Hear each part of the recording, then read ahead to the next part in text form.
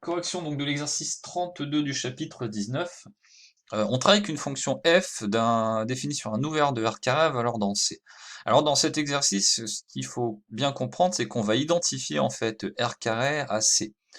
D'accord? Qui a un couple XY, on va l'identifier au nombre complexe X plus Y. Donc on va noter indifféremment f de XY ou f de X plus Y.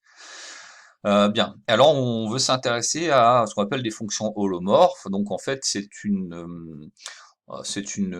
version de la dérivabilité pour des fonctions, mais d'une variable complexe. Donc, voilà, il y a des résultats très intéressants sur les fonctions holomorphes, donc que vous verrez si vous continuez les maths l'année prochaine. Donc, nous, on va juste regarder un peu ce qui se passe ici. Voilà. Donc, on suppose qu'une fonction est holomorphe.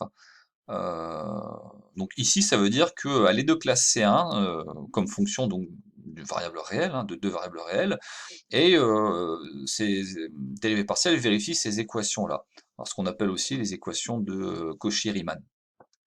Donc on suppose qu'elle est homomorphe et on veut montrer qu'en fait elle est dérivable au sens complexe, c'est-à-dire qu'en fait f de z moins f de 0, f de z0 pardon, sur z moins z0, c'est une limite finie quand z tend vers z0. Bien. Alors ce qu'on va faire pour ça, on va commencer à écrire ce que ça veut dire que f est différenciable en z0. Donc on a un développement limité à l'ordre 1 de cette forme-là, où L c'est de la partie linéaire en h, hein, c'est la différentielle de f en z0. Bien. Alors on fait attention, hein, L est une application linéaire, hein, linéaire dans le sens de R carré dans C. Hein.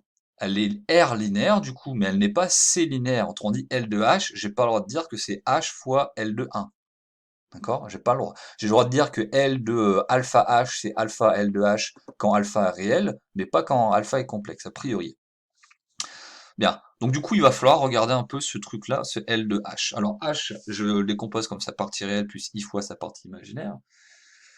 Et puis je calcule, voilà. Et c'est là où donc je fais l'identification. Donc L de U plus IV, bah, c'est L de U plus L de IV. Hein, j'identifie U plus IV au couple UV. Donc ici U représente U0 et V représente en fait 0V. Donc là ici j'utilise bien la linéarité. Bien. Et puis après, alors j'ai cette expression-là, pourquoi? Parce que vous voyez, L de U c'est L de donc U0, j'identifie comme ça, donc c'est U fois U réel, hein. C'est L de 1, 0. Mais L de 1, 0, bah, c'est en fait la différentielle de f en z0 évaluée en E1. D'accord? Puisque L, c'est df de z0. Donc en fait, ça, bah, c'est la dérivée partielle de f par rapport à x en z0. Et puis pareil, L de iv, c'est en fait L de 0v, hein, et du coup c'est VL de 0,1, et ça c'est la dérivée de f par rapport à y en z0. Bien. Donc du coup, ça veut dire quoi? Ça veut dire que L de H, ça devient U fois d rho sur d en x, plus V fois d rho sur d en y, mais j'oublie pas que d'après les équations de Cauchy-Riemann, d rho sur d en y, c'est I fois d rho sur d en x. Ok. Et donc du coup, bah, j'obtiens U plus IV fois ça, donc j'obtiens H fois d rho sur d en x en z0.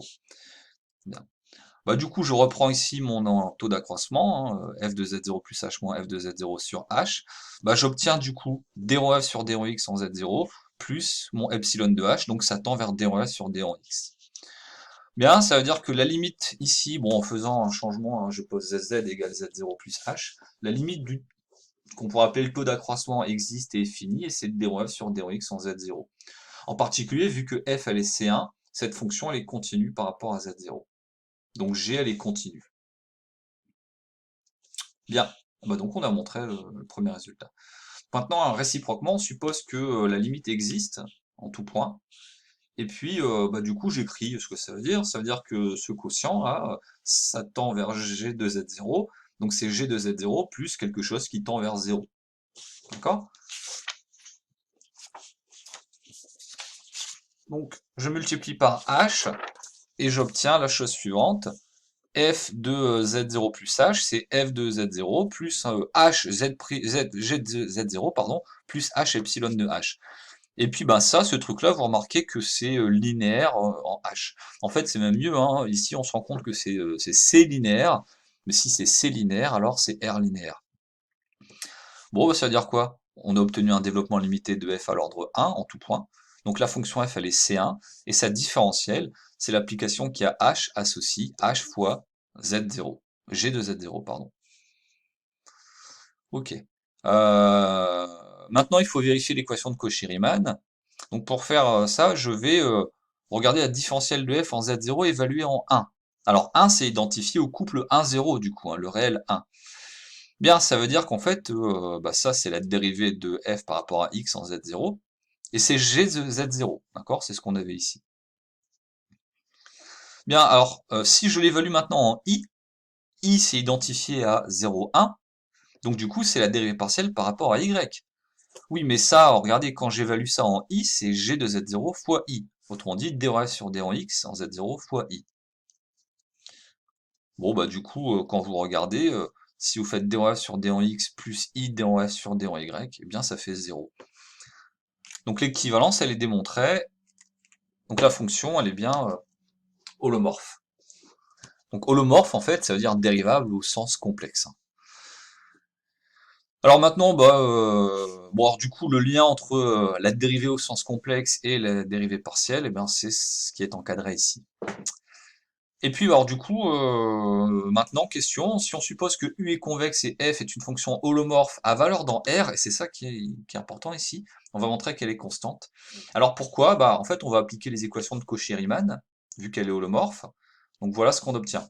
Sauf que cette fonction-là est à valeur réelle, cette fonction-là est à valeur réelle aussi. Bah, ça signifie que du coup, elles sont nulles, hein. Donc voilà ce qu'on obtient. On obtient ces deux équations-là sur l'ouvert convexe U. Et là, bah, dans le cours, on a résolu cette équation sur R carré, et puis on a aussi dit que ça fonctionnait sur des ouverts convexes. Autrement dit, si je regarde cette équation sur l'ouvert convexe U, eh bien en fait, ça veut dire que f est une fonction qui ne dépend que de y. D'accord? Donc c'est la forme c de y, ou c de classe C1, et c, elle est définie sur quoi? En fait, elle est définie sur bien l'ensemble des y tels que x, y est dans U. Et alors pourquoi ça marche ici? Bah parce que vu que U est convexe, en fait, bah cette partie-là est un intervalle. D'accord? Donc voilà pour f de x, y. Sauf que ma deuxième équation dit que la dérivée par rapport à y est nulle, mais la dérivée par rapport à y, bah, c'est c' de y, hein. Donc c' elle est nulle sur l'intervalle i. Et là pareil, hein, une fonction qui est dérivable et dont la dérivée est nulle sur un intervalle est constante. Et donc du coup, conclusion, la fonction f est constante.